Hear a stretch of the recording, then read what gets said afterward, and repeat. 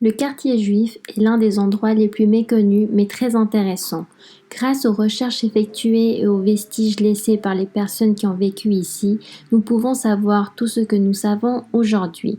La première mention d'un quartier juif date de la conquête chrétienne de la ville en 1236 par Ferdinand III le Saint.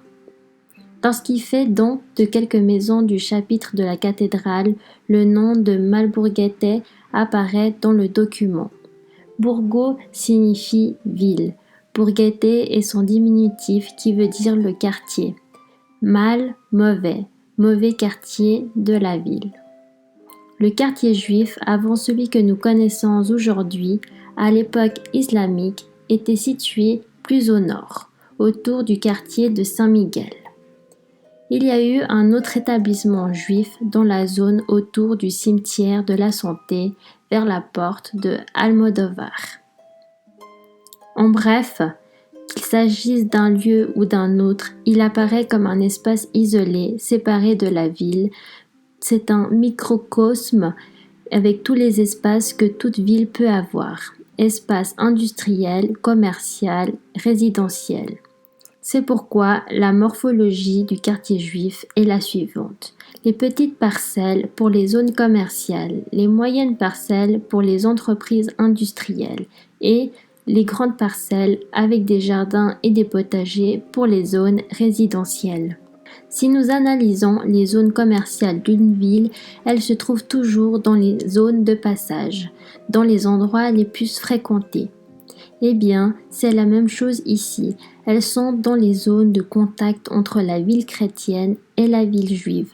C'est également où se trouvent les portes pour que les gens passent d'un endroit à l'autre. Il n'y a que 2 portes documentées. La porte du quartier juif et celle de Malburgete. Il y aurait donc 2 zones commerciales. On prétend aussi que dans l'arceau de Malburgete, avant la construction de l'hôpital du cardinal Salazar, il y avait beaucoup de petites boutiques, là où aujourd'hui nous voyons une place.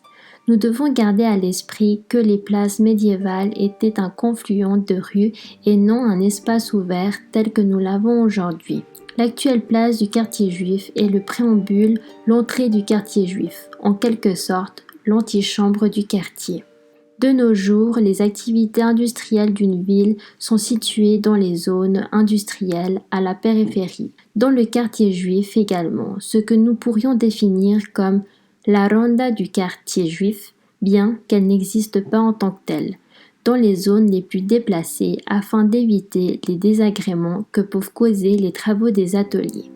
Les ateliers qui existaient étaient ceux de l'industrie textile, notamment de la soie, du cuir et quelques orfèvres. Dans les environs de la porte de Almodóvar se trouverait la partie industrielle des parcelles de taille moyenne. Jusqu'au XVIIe siècle, il y avait encore des maisons avec des métiers à tisser et des vestiges d'ateliers. En allant vers le sud, vers le fleuve Guadalquivir, nous sommes dans la zone résidentielle où les parcelles sont plus grandes avec des jardins et des potagers, etc. Du point de vue urbanistique, le quartier juif est situé de blocs très compacts. Il n'existe aucune preuve archéologique de l'existence d'un mur et on ne pouvait y accéder que par les portiques.